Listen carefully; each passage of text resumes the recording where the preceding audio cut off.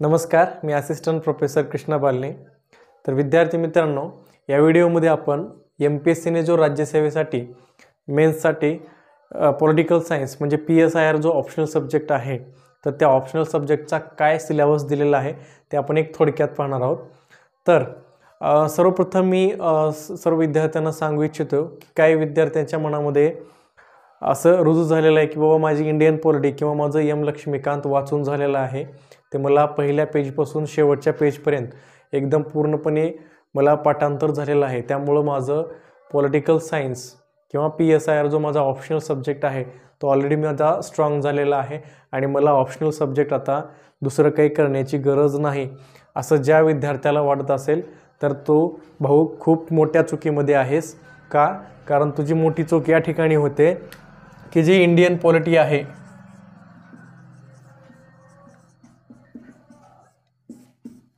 किंवा तुम्ही जे Indian polity M Laxmikanth refer करता तर ते केवळ एक युनिट आहे।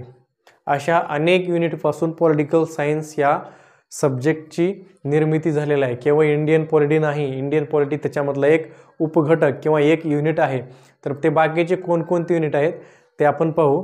तर पहिला युनिट आहे पॉलिटिकल थिअरी,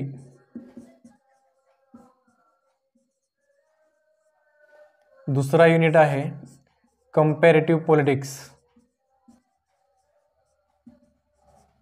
कंपैरेटिव पॉलिटिक्स, तीसरा युनिट आहे इंडियन गव्हर्नन्स किंवा पॉलिटी। त्यानंतर चौथा युनिट आहे इंडियन थिंकर, इंडियन थिंकर। पाचवा युनिट आहे वेस्टर्न थिंकर, वेस्टर्न थिंकर। सहावा युनिट आहे इंटरनॅशनल रिलेशन। सातवा युनिट आहे foreign policy, Indian foreign policy, Indian foreign policy. आठवा युनिट आहे काही पबॅडचा भाग, पब्लिक ॲडमिनिस्ट्रेशन। असे अनेक युनिट आहेत। अशा युनिटपासून पॉलिटिकल सायन्स म्हणजेच राज्यशास्त्र या सब्जेक्टची, या विषयाची रचना झालेली आहे। तर आपल्याला MPSCने काय केलेलं आहे की बाबा हे जे टॉपिक आहेत ह्या टॉपिकमधून एक मोजके सब टॉपिक दिलेले आहेत, म्हणजे पूर्ण सिलेबस दिलेला नाही। MPSCने पॉलिटिकल सायन्स ह्या ऑप्शनलमधून पॉलिटिकल सायन्सचा जो म्हणजे थोडक्यात जो महत्त्वाचा जे महत्त्वाचे पॉईंट्स आहेत, जे महत्त्वाचे घटक आहेत, केवळ त्या घटकावर MPSCने चर्चा केलेली आहे। बाकी यामधला जर डेप्थमधला भाग बघायचा असेल तर तो सेट नेट परीक्षेसाठी वेगळाच आहे, म्हणजे हाच सिलेबस आहे पण तो डेप्थमध्ये आहे आणि त्यामध्ये सर्व युनिट कव्हर केले जातात। पण MPSC आणि UPSC ही जी नागरी सेवा आहे ह्या नागरी सेवेसाठी मेन्ससाठी केवळ यामधले थोडकेच काही घटक घेतलेले आहेत। तर आता जी पॉलिटिकल थिअरी आहे, पॉलिटिकल थिअरी म्हणजेच राजकीय सिद्धांत, पॉलिटिकल थिअरी म्हणजे राजकीय सिद्धांत। तर या पॉलिटिकल थिअरीमध्ये आपण राजकीय सिद्धांत म्हणजे काय, त्यांचा अर्थ काय, त्याची व्याप्ती काय, हे आपण ह्या राजकीय सिद्धांत या युनिटमध्ये पाहतो। सोबतच यामध्ये काही संकल्पना आहेत, न्याय, स्वातंत्र्य, समता, अधिकार, हक्क, अशा काही संकल्पना आहेत, ते आपण ह्या संकल्पना इथे बघतो। परत यामध्ये काही सिद्धांत पण आहेत, स्त्रीवाद, उदारमतवाद, नवउदारमतवाद, मार्क्सवाद, तत्ववाद, असे काही सिद्धांत पण आहेत। सोबत यामध्ये काही आयडिओलॉजीज पण आहेत, गांधीवाद, मार्क्सवाद, समाजवाद, फॅसिवाद, अशा काही यामध्ये आयडिओलॉजी पण आहेत। नंतर लोकशाही आहे, डेमोक्रेसी आहे। तर या सगळ्यांचा एक सविस्तर अभ्यास आपल्याला पॉलिटिकल थिअरी याच्यामध्ये पाहायला मिळतो आणि ते आपण डेप्थमध्ये पुढे पाहणार आहोत। त्यानंतरचा भाग आहे कंपॅरेटिव्ह पॉलिटिक्स म्हणजेच तुलनात्मक शासन किंवा राजकारण। तर कंपॅरेटिव्ह पॉलिटिक्समध्ये आपण एक कंपेअर करत असतो, म्हणजे तुलना करतो। तर त्याचा अभ्यास आपण ह्या युनिटमध्ये करणार आहोत। फॉर एक्झाम्पल विकसित राष्ट्र, विकसनशील राष्ट्र यांचा तुलनात्मक अभ्यास, असा अभ्यास आपल्याला या युनिटमध्ये करायचा आहे. आणि त्यानंतर इंडियन गव्हर्नन्स किंवा पॉलिटी याच्यामध्ये काही प्रकार आहेत. त्यामध्ये राजकीय चळवळी आहेत, सामाजिक चळवळी आहेत, आर्थिक नियोजन आहे, आर्थिक विकास आहे.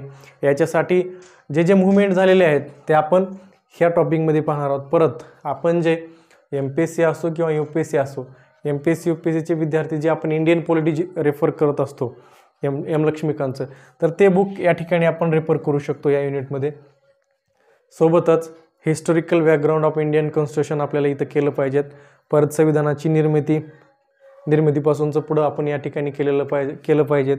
सोबत या ठिकाणी राजनीतिक मुवमेंट काय होत्या, शेतकरी चळवळ, राजनीतिक चळवळ, आर्थिक चळवळी, आणि त्यानंतर नियोजन कसं झालं, नंतर भारताचा आर्थिक विकास कसा होत गेला, हे सगळे आपण ह्या ठिकाणी पाहणार आहोत आणि त्याचा आपण सविस्तर अभ्यास करू.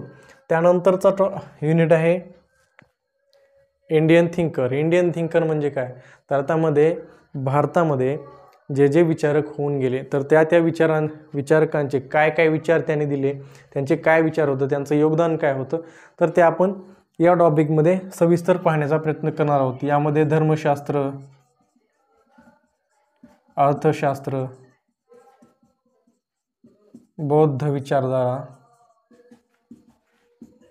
M.N. रॉय, श्री अरविंदो, M. गांधी किंवा महात्मा गांधी आणि डॉक्टर बाबासाहेब आंबेडकर असे काही भारतीय विचारक आहेत. ते भारतीय विचारक आपण इंडियन थिंकरमध्ये पाहणार आहोत. त्यानंतर वेस्टर्न थिंकर हा टॉपिक खूप महत्त्वाचा आहे. वेस्टर्न थिंकर नावाचा जो पाश्चिमात्य राजकीय विचारवंत किंवा पश्चिमचे जे राजकीय विचारवंत होऊन गेलेले आहेत, तर त्याबद्दलचा हा युनिट आहे. पण हा युनिट हा महत्त्वाचा का, कारण जो राज्यशास्त्र विषय आहे, तर तो राज्यशास्त्र विषयाची निर्मितीच पाश्चिमात्य राजकीय विचारवंताकडून झालेली आहे. त्याच्यामुळं हा युनिट खूप महत्त्वाचा ठरतो. याच्यामध्ये प्लेटो, अरस्तू, Machiavelli, Locke, Hobbes, Rousseau, Lenin, Gramsci, Frantz Fanon, Mill असे काही पाश्चिमात्य विचारवंत आहेत आणि ते पाश्चिमात्य विचारवंत आपल्याला व्यवस्थित या ठिकाणी या युनिटमधून करून घ्यायचं आहे. त्यानंतर इंटरनॅशनल रिलेशन म्हणजेच आंतरराष्ट्रीय संबंध. आंतरराष्ट्रीय संबंधामध्ये जागतिकीकरण, नंतर शीतयुद्ध, नंतर युनो, नंतर WTO, नंतर ज्या EU, आसियान अशा ज्या जागतिक राजकीय संघटना आहेत त्यांचा आपल्याला या ठिकाणी अभ्यास करायचा आहे. परत जागतिक विचार प्रणाली, या सर्वांचा अभ्यास आपल्याला ह्या इंटरनॅशनल रिलेशन म्हणजे आंतरराष्ट्रीय संबंध या टॉपिकमधून करायचा आहे.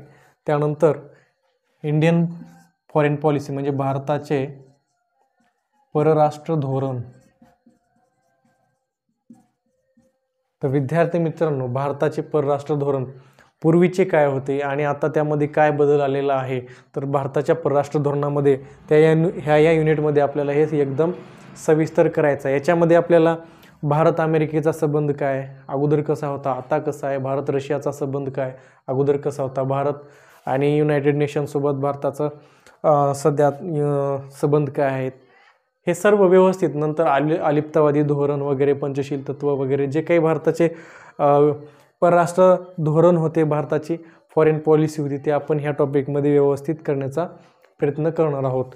त्यानंतरचा भाग पब्लिक ॲडमिनिस्ट्रेशन. आय थिंक हा भाग आपल्याला MPSCने थोडक्यात दिलेला आहे, जे की इंडियन गव्हर्नन्समधून होऊन जातो. तर असा हा तुमचा एकंदरीत राज्यशास्त्र म्हणजेच पॉलिटिकल सायन्स अँड इंटरनॅशनल रिलेशनचा MPSCने दिलेला हा तुमचा एक सिलेबस आहे. आपण एक थोडक्यात ते पाहण्याचा आपण प्रयत्न केला. तर आय थिंक मला वाटते की हा थोडा डेप्थमध्ये MPSCने दिलेला नाही आहे, थोडं वरवर MPSCने दिलेला आहे. सेट नेट सारख्या परीक्षेसाठी हा थोडा डेप्थमध्ये अभ्यासक्रम आहे. तर काही अडचण नाही, जेवढा पण सिलेबस MPSCने आपल्याला PSIRसाठी दिलेला आहे तो सर्व सिलेबस मी स्वतः पॉलिटिकल सायन्स इंटरनॅशनल रिलेशनमध्ये सेट नेट क्वालिफाईड आहे. तर मित्रांनो, हा जो पूर्ण सिलेबस आहे, हा पूर्ण सिलेबस मी तुम्हाला योग्यरीतीने यूट्यूबच्या माध्यमातून शिकवण्याचा प्रयत्न करेन. मी ऑप्शनल सब्जेक्ट तर मी तुम्हाला घेणारच आहे. परत सेट नेटसाठी सरळ सेवा असो, पोलीस भरती असो, बँकिंगच्या एक्झामिनेशन असो, सर्व एक्झामिनेशनसाठी त्या एक्झामच्या प्रिलिम्स आणि मेन्ससाठी जो सिलेबस आहे तो सिलेबस मी माझ्या पद्धतीनं एक्झाम ओरिएंटेड घेण्याचा प्रयत्न करेन. थँक्यू.